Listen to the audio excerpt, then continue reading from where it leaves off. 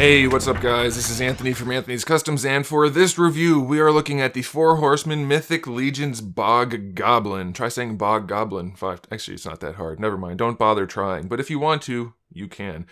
Anyway, this guy is basically the same figure as the gnome, or the troll, or the dwarf, whatever. I guess it's not a troll, probably a dwarf. Either way, he's like that guy, but has different armor, and obviously a different head, and a really cool paint job, and some different accessories. So, just like the rest of the Mythic Legions, they share a lot of parts, but then they have a lot of unique parts also, which is what makes them so appealing. The four Horsemen did a really good job with this line, in that they do reuse so many parts.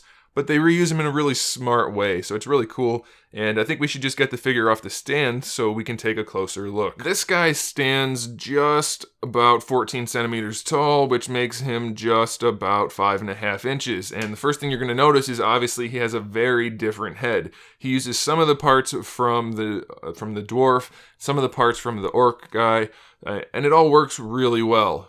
One thing I want to point out, he does come with the shoulder pads, but I personally think he looks better without them, and it does provide a little bit better range of motion. So that's fine with me, but I want to point out too that the rust effect on the armor is just fantastic. It looks really good, and the entire figure is covered with that paint job, so it's a very nice touch. Because he's from the bog, he's got rusted up armor, so that's really cool. So we have those shoulder pads as accessories. The head is the only head this guy has, so it doesn't count as an accessory this time.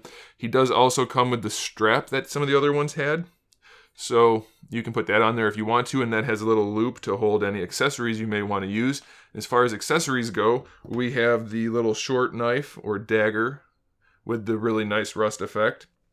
We also have the larger one, the bigger sword, which is really cool, and it also has a really cool rust effect on there. So I'm kind of smitten by the paint job on these. And then we have the spear also with the same effect.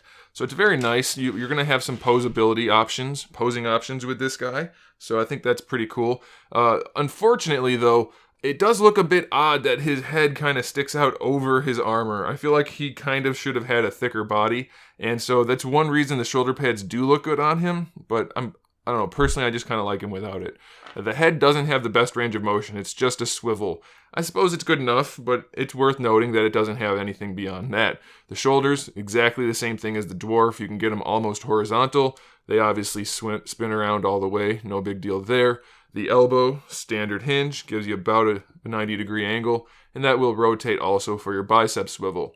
The wrists have a swivel and a hinge, and then the torso has the ball peg that lets the whole body move around forward and back, side to side, full swivel. This armor and whatever that is, it all hangs very loosely, very soft plastic, so you'll be able to bring the legs all the way forward and back, out to the side.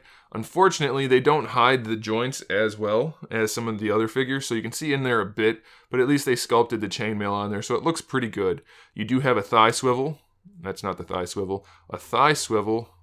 Why won't the thigh swivel? It's stuck. Unless this guy doesn't have one. Maybe he doesn't. Huh. No, it's there. His thigh swivel does not want to go, but it's there, so be aware that it's there. His knee hinge. Why does this guy not want to move? There it goes. Knee hinge. Really nice range of motion for the knee hinge, so that's pretty cool. And it will rotate around down there at the bottom of the knee if you want it to. And then lastly, we have the full ball hinge for the ankle, which works really well. You can bring the foot all the way forward, all the way back. You get an ankle rocker out of the foot itself, and if you want to spin the hinge around, you get a really good ankle rocker. So posing really won't be a problem on this guy other than those stuck thigh swivels. It's a little bit limited in the shoulders, especially if you put these guys on with that big noggin of his.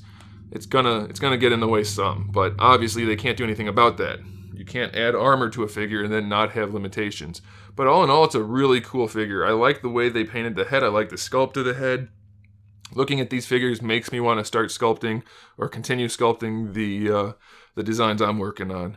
So hopefully you guys like this stuff. I think it's really cool. I like it a whole bunch, and I think they did a really good job with it. You can see the paint job's phenomenal, sculpt's phenomenal, and articulation's pretty darn good. with a bunch of accessories. You can't really ask for too much more than that. So there you go, guys.